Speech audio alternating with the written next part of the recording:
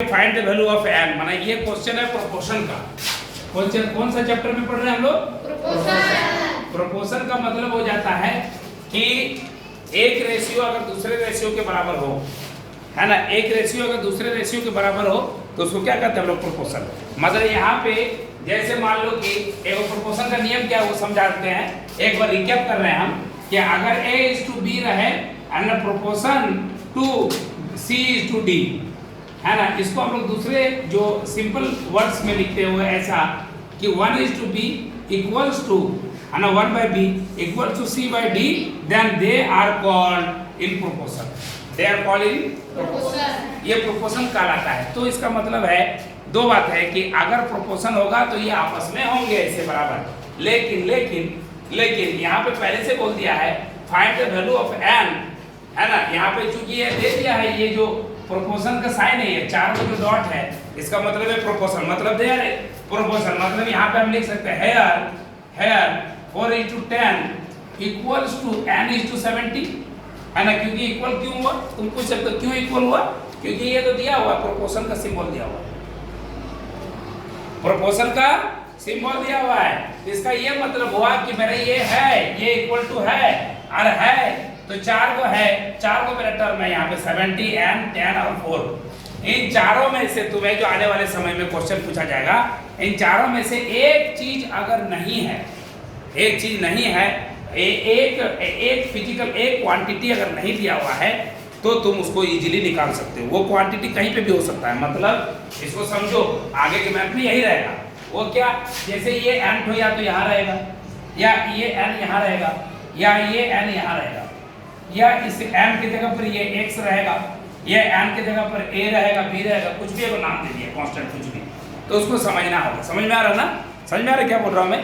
तो इन सब चीजों को ध्यान में रख करके बनाना है। तो अब मुझे क्या है 4/10 is to n/70। तो n अगर निकालना हो मुझे तो n को एक साइड में रहने देंगे और बाकी चीज को धकेल देंगे उधर। मतलब 4:70/10। अब यार तुम जानते हो तो 7 4 जा 28, n का वैल्यू कितना आ गया? 28। तो मतलब अगर तुम ये लिखोगे कि 4:10, है ना, 4:10 is proportion with, है ना, 28:70, तब ये फिट बैठेगा। समझ में आ गया? तब ये फिट है। अदरवाइज अगर ये n का वैल्यू कुछ गलत आ जाए तो समझ लो कि ये तुम गलत निकाल रहे हो, फिर प्रोपोर्शन पे नहीं होगा।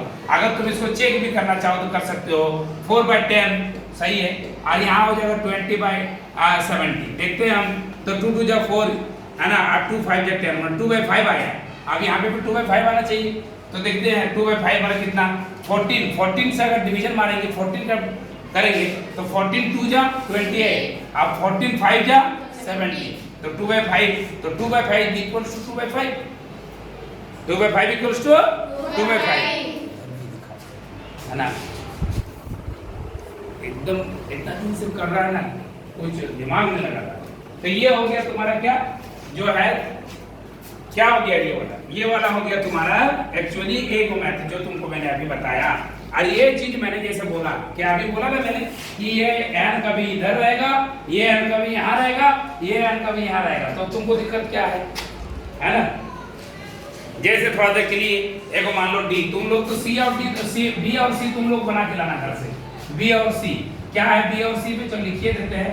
b में है तेरा, b में है 18:24 और 18:24 एंड a proportion with 3:9, है ना, proportion with 3:9। ये हो गया b का वैल्यू। b का c का क्या है? तो c में है तुम्हारा, c में 40:9 n, और 40:n proportion with 80:32। ये तुम्हारा दो जो है तुम्हारा होमवर्क हो जाएगा HW। और डी नंबर हम खुद बना दे रहे हैं, वैसा ही है, कोई ज्यादा हार्ड नहीं। मैंने जो बोला जो लाइन है एग्जैक्टली वही है। मैंने क्या बोला कि n को खाली अलग अलग बदल देगा। अब देखो तेरे सामने है, यहाँ पे n था 3 नंबर पोजीशन में, यहाँ पे n आ गया तुम्हारे 4 नंबर पोजीशन में, यहाँ पे n आ गया 2 नंबर पोजीशन में, और अभी जो मैं डी नंबर बना रहा हूँ वो n है 1st नंबर पोजीशन में। माना n:7, प्रोपोर्शन विथ 11:77, ये निकालना है। तो बहुत आसान है। है ना। क्या करेंगे हम इसको क्या करेंगे, उसको क्या करेंगे हम लोग, उसको काट